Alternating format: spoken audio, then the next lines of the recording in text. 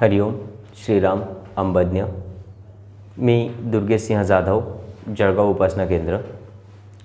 मला आलेला अनुभव 2014 सालचा आहे। बापूंकडे मी येतो 2003 सालापासून। बापूंनीच माझ्याकडून हळूहळू ADM करून घेतलं, फायर फायटिंगचा कोर्स करून घेतला, त्याच्यानंतर हॅम रेडिओ करून घेतला आणि थोडीफार अनुभव संकीर्तन आणि गुण संकीर्तनाची सेवा पण बापूच करून घेतोय। हा अनुभव त्यातलाच आहे।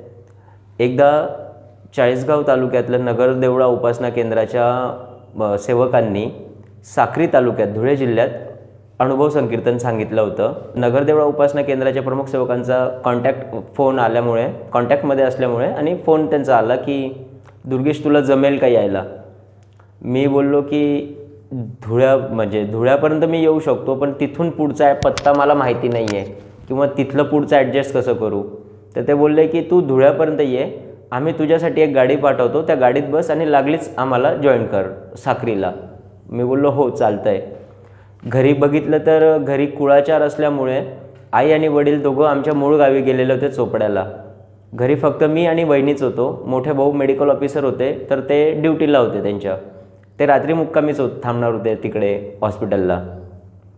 वहिनींना विचारलं की वहिनी मी जाऊ का, की असं असं काम आहे आणि तिकडे कोणी नाही आहे आता, तर मला बोलवलं आहे।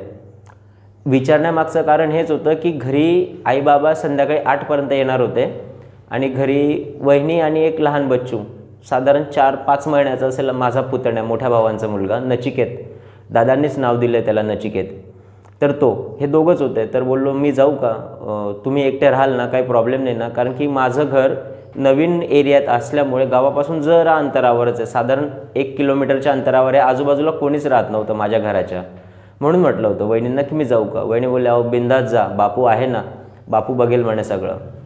तसाच निघालो। साधारण 1-1.25 तासाचं अंतर होतं ते धुळ्यापासून साक्रीचं।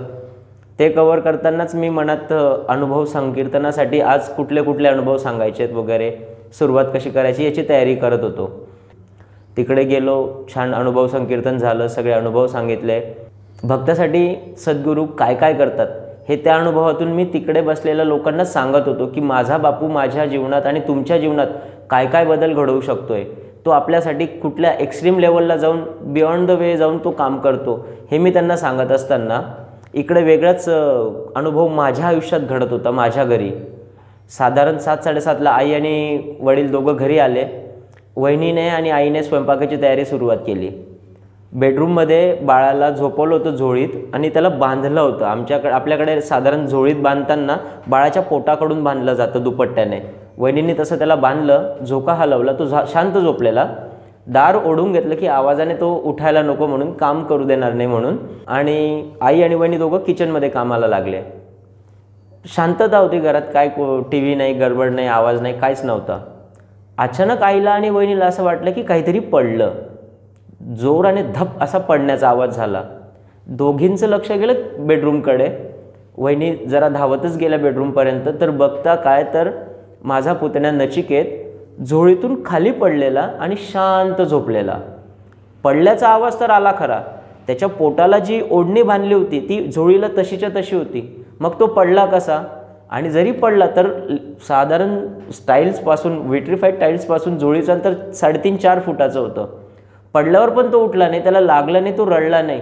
वहिनी धावत गेला, त्याला जवळ घेतलं आणि त्या ह्याच्याने तो उठला आणि शांततेत बघत होता दोघींकडे, रडला नाही, काय नाही। यांनी त्याला जरा बघितलं, चेक केलं, डोक्याला लागलंय का, पाठीला, कमरेला, कुठेच काय लागलेलं नव्हतं। बाळाला परत घेतलं, शांततेत फीड केलं, दूध पाजलं आणि परत झोळीत टाकलं। शांत झोपलं, त्याला कुठेच खरचटलं नव्हतं।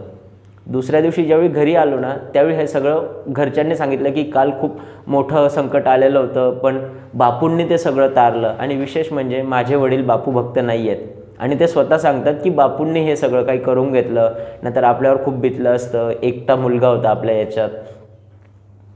सांगायचं तात्पर्य हेच की ज्यावेळी आपण सद्गुरूसाठी आपला वेळ खर्च करतो, त्यावेळी सद्गुरू त्याची सगळी ताकद आपल्यासाठी उभी करतो।